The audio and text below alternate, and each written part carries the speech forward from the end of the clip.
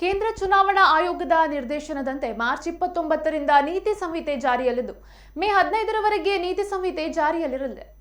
8 ವಿಧಾನಸಭಾ ಕ್ಷೇತ್ರಗಳಲ್ಲಿ ನೀತಿ ಸಂಹಿತೆ ಜಾರಿಯಲ್ಲಿರಲಿದ್ದು ಈ ಬಾರಿ ಚುನಾವಣೆಯನ್ನ ಸುಸೂತ್ರ ಮತ್ತು ನಿರ್ಭೀತಿಯಿಂದ ಮಾಡಲು ಕ್ರಮ ಕೈಗೊಳ್ಳಲಾಗಿದೆ ಎಂದು ಜಿಲ್ಲಾಧಿಕಾರಿ, ಜಿಲ್ಲಾ ಚುನಾವಣಾಧಿಕಾರಿಗಳು ಆಗಿರುವ ರವಿಕುಮಾರ್ ಹೇಳಿದ್ದಾರೆ.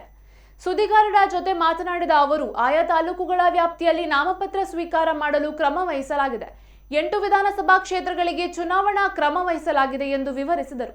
29 ಚೆಕ್ ಪೋಸ್ಟ್ ಮಾಡಲಾಗಿದ್ದು ಪಾರದರ್ಶಕ ಮುಕ್ತವಾಗಿ ಮಾಡಲು ಪ್ರತ್ಯೇಕ ತಂಡಗಳನ್ನು ರಚನೆ ಮಾಡಲಾಗಿದೆ. 60 ಫ್ಲೈಯಿಂಗ್ ಸ್ಕ್ವಾಡ್ ಮಾಡಿದ್ದೇವೆ ಎಂದರು. 8,98,176 ಮಹಿಳಾ ಮತದಾರರಿರ್ತಕ್ಕಂಥದ್ದು. ತೃತೀಯ ಲಿಂಗಿಗಳು ಅಥವಾ ಟ್ರಾನ್ಸ್ಜೆಂಡರ್ಸ್ ಅಂತ 75 ಜನ ಮತದಾರರಿರ್ತಕ್ಕಂಥದ್ದು.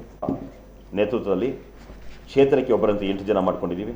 ಇವರುಗಳು ಕೂಡ ಆ ಇನ್ಕಮ್ ಟ್ಯಾಕ್ಸ್ ಅಡಿಯಲ್ಲಿ ದೂರುಗಳನ್ನು ದಾಖಲು ಮಾಡಲಿಕ್ಕೆ ಅಥವಾ ಡ್ರಗ್ಸನ್ನು ಕಂಪಿರ್ತಕ್ಕಂಥದ್ದು ನಮ್ಮ ಜಿಲ್ಲೆಯಲ್ಲಿ